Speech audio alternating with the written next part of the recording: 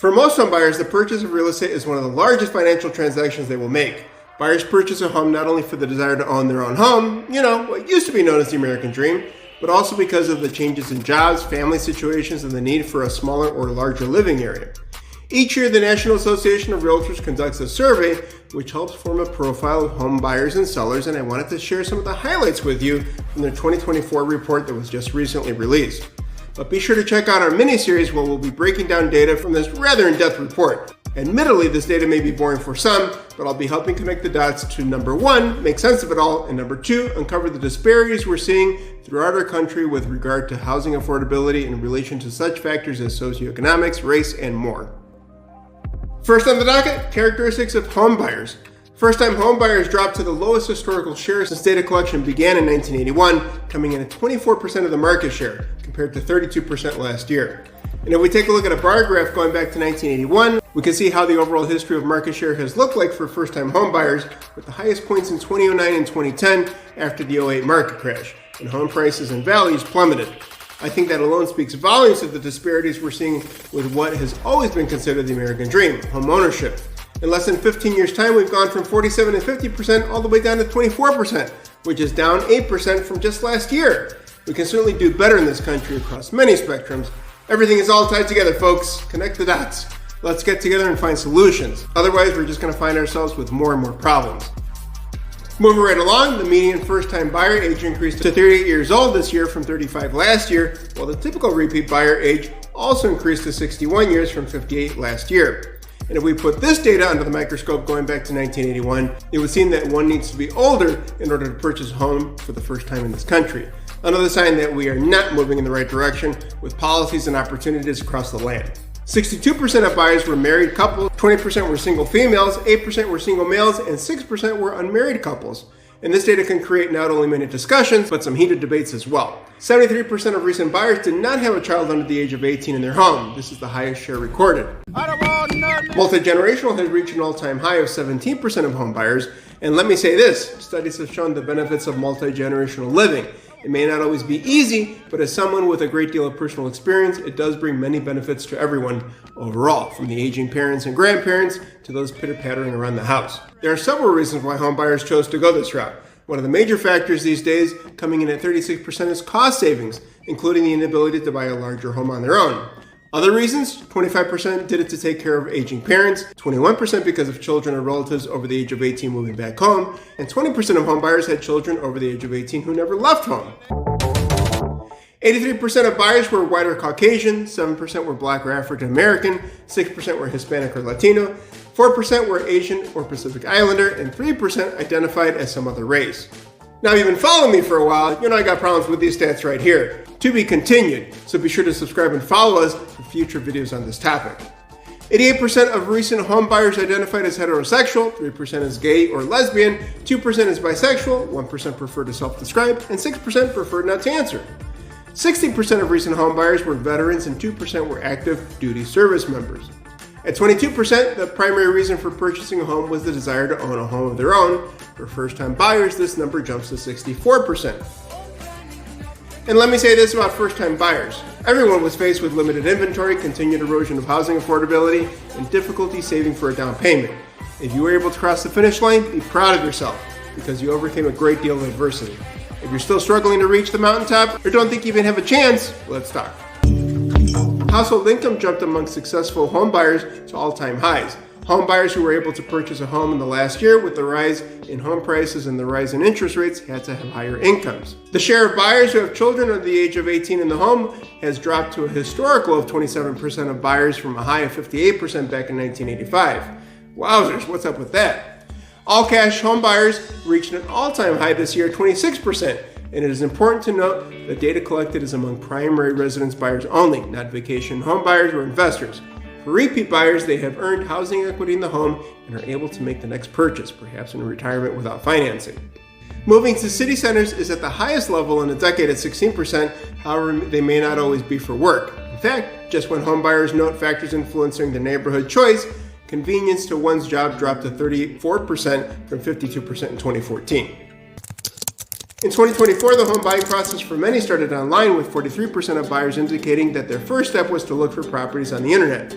Additionally, 21% of buyers reached out to a real estate agent as their initial action. Real estate agents played a crucial role, with 86% of all buyers utilizing their services, the highest of all information sources used. Buyers spent a median of 10 weeks searching for a home in 2024, typically viewing 7 homes, and 2 of those homes were viewed online only. All homebuyers use the internet to search for a home. The most valuable content on websites were photos at 41%, detailed property information at 39%, and floor plans at 31%. 59% of recent buyers reported being very satisfied, and 33% expressed being somewhat satisfied with their recent home buying process. And although we can't control every single factor of the process or transaction, if any dissatisfaction noted was tied to their experience with their realtor or agent, then there's definitely room for improvement within our industry. 50% of buyers purchase a new home, and 85% of buyers purchase a previously owned home. Recent buyers who purchased new homes were most often looking to avoid renovations and problems with plumbing and electricity at 42%. Buyers who purchased previously owned homes consider them a better value at 31%. Detached single-family homes continue to be the most common home type for recent buyers at 75%, followed by townhouses or row houses at 7%. Senior-related housing remained at 19% of buyers over the age of 60 this year. 58% purchased a detached single-family home, and 52% bought in a suburb or subdivision. The median distance between the home that recent buyers purchased and the home they moved from was 20 miles. This is down from the 2022 report of 50 miles, but remains elevated from the distance of 15 miles seen from 2018 to 2021. Quality of the neighborhood at 59%, convenience to friends and family at 45%, and overall home affordability at 36% remain the most important factors to recent home buyers when choosing a neighborhood. Buyers typically purchase a home that was built in 1994. This is a rebound after the last 2 years, when buyers typically purchase a home built in the 1980s. Overall, buyers expected to live in their homes for a median of 15 years, while 25% said they were never moving. And I can only chuckle at that last stat because we all know life happens. 88% of home purchases were made through a real estate agent or broker, demonstrating the continued importance of agents in the home buying process. 5% of buyers purchased directly from a builder or builder's agent, and 5% purchased directly from the previous owner. In a nutshell, it would seem that this data point right here demonstrates that buyers want a real estate agent or broker who is not only able to help them find the right home, but is going to help them negotiate and to help explain and understand the real estate market. Homebuyers primarily sought help from an agent or broker in finding the right home to purchase, according to 49% of respondents, and negotiating the terms of the sale at 14%. 40% of buyers found their agent through a friend, neighbor, or relative. This trend was especially pronounced among first-time home buyers, where 51% relied on referrals from their personal network. Connections matter. Relationships matter. Most buyers only interviewed one agent before making a decision, with 77% of repeat buyers. 88% of home buyers would use their agent again or recommend to others. To break that down further, 73% of respondents said definitely, and 50% said probably. Although I believe those are solid numbers, I certainly think and know there's always room for improvement to deliver a better client experience within our industry. 74% of all buyers financed their home purchase, a decrease from 80% last year. First-time buyers were more than likely to finance their purchase at 91%, while only 69% of repeat buyers financed. 26% of home buyers paid cash for their home, an all-time high for all cash buyers. 49% of recent home buyers used their savings to finance their home purchase, down from 54% last year. 25% of buyers used a gift or loan from a relative or friend for their down payment, though savings was most common at 69%. 52% of first-time buyers utilized a conventional loan to finance their home, 29% used an FHA loan, and 9% used a VA loan. The share of first-time buyers using an FHA loan has declined from 55% in 2009 to 29% in 2024. Buyers continue to see purchasing a home as a good financial investment. 79% reported believing that a home purchase is a good investment, and among those buyers, 39% said it was better than owning stocks. And wrapping up this segment, in 2024, the down payment was the highest for first-time buyers since 1997, and for repeat buyers since 2003. The typical age of a home seller was 63 this year, the highest ever recorded. For all sellers, the most commonly cited reason for selling their home was the desire to move closer to friends and family at 23%, followed by their home being too small at 12%, their home being too large at 11%, and the neighborhood was becoming less desirable at 10%. The median number of years a seller owned their home was 10 years, the same as last year. That number was higher than reported from 2000 to 2008, when the tenure in the home was only 6 years. 36% of sellers traded up and purchased a home that was larger in size than what they previously owned. 30% bought a home that was similar in size, and 32% traded down and purchased a home that was smaller in size. For recently sold homes, the final sales price was a median of 100% of the final listing price. This continues to be the highest recorded median since 2002.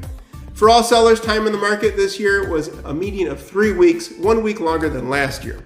And 68% of sellers were very satisfied with the selling process. 22% were somewhat satisfied. In my opinion, somewhat decent numbers, but certainly a sign that we can improve the seller-client experience within and throughout our industry. 66% of sellers used an agent that was referred to them or used an agent they had worked with in the past to buy or sell a home, while 81% of recent sellers contacted only one agent before finding the one they chose to represent them in the sale of the house. 50% of sellers use the same real estate agent to represent them when purchasing or selling their home. That number jumps to 71% for sellers within 10 miles of their home purchase. Sellers place a high priority in the following 3 tasks. Help to market the home to potential buyers at 22%, pricing the home competitively at 20%, and selling the home within a specific time frame at 18%. 35% of respondents said the real estate agent's reputation remains the most important factor when sellers select an agent to sell their home, and 21% prioritize an agent's trustworthiness and honesty. Most sellers, 87%, said that they would definitely or probably recommend their agent for future services at 72 and 15% respectively. With 90% of home sellers using a real estate agent or broker to sell their home, just as with home buyers, home sellers certainly see the benefits of relying on the expertise of a knowledgeable realtor.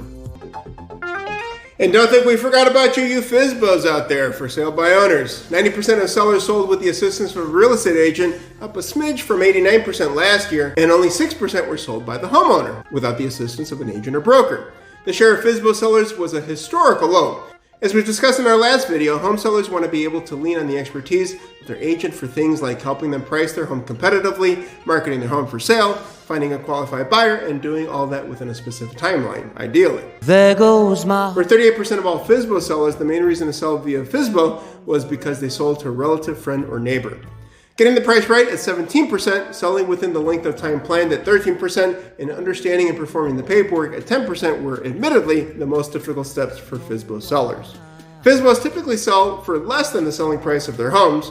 FSBO homes sold at a median of $380,000 in 2023, up from $310,000 in 2022, still far lower than the median selling price of all homes, which was $435,000.